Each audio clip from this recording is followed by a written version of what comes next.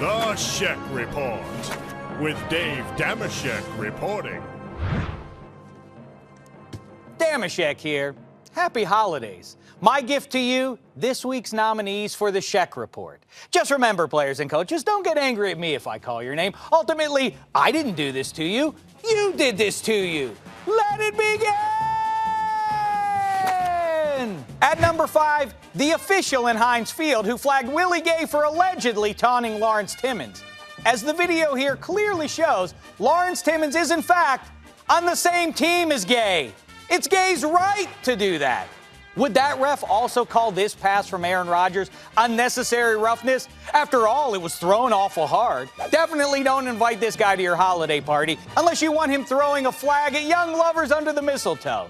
And definitely keep him away from Rudolph, who would be flagged for excessive celebration. At number 4, the strange phrase that too many analysts use here in the 21st century. I don't want Jim Haslett, the defensive coordinator, to have a lot of time to dial up all those blitzes. They dialed it up at the right time. They were able to seal the edge. And Bruce Arians actually dialed that one up in the Super Bowl. Dialed up?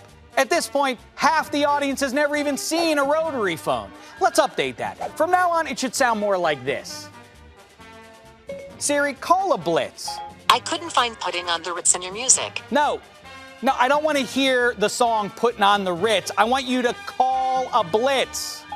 That may be beyond my abilities at the moment. All right, forget it. We'll stick with dialed up for now, but I promise you, between now and the start of 2015, we will fix this thing. Moving on. At number 3, those poor Cleveland Browns. Boy, the Johnny Football era sure was fun, but all good things must come to an end. And the Johnny Football era, too. Now the Brownies are so desperate, they've even asked Rex Grossman to fill in this week. Rex, though, said no. Why? And I'm not making this up. He's got family in town for the holidays. Man, that's just the best.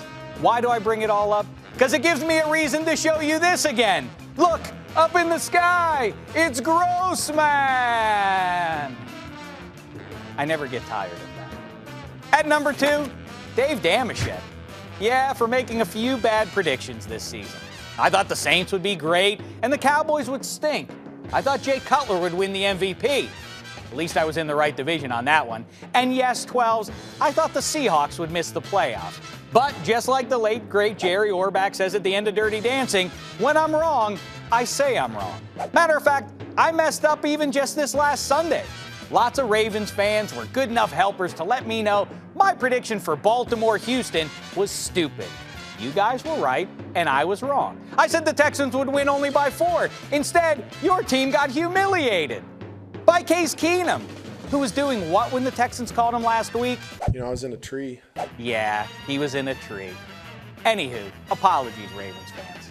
And that brings me to number 1 and this week's brown paper bag of shame, which goes to all the cools out there who felt they were too good for last Thursday night's game between the Titans and Jags. Good news for you, the season's almost over, so you can get back to working on being cool.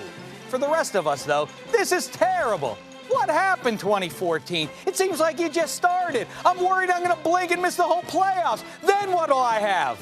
I'll tell you what, regular season basketball and hockey. The whole thing worries me sick. That's why I'm giving you this football season. It's the brown paper bag of shame. Till next week, try not to embarrass yourselves. Shame.